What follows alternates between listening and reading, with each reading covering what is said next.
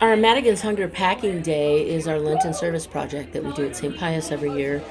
And regarding that, we want our kids to really understand the concept of sacrifice and giving alms, particularly during Lent. It isn't enough to give something up, like chocolate or soda or something like that. Giving something up, it really should be about sacrifice, and it should benefit other people in some way, instead of just in giving up something selfishly.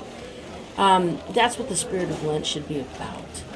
And so I think our kids really get this through this project. They have to roll up their shirt sleeves and get to work and get dirty and scoop grains of rice and food into a packet, and every scoop makes a difference in somebody's life. So they're exhausted at the end of the day. They're tired. They've donated money, and that kind of sacrifice benefits people not only in New Mexico but around the world. And that is what we want this project to continue to be about.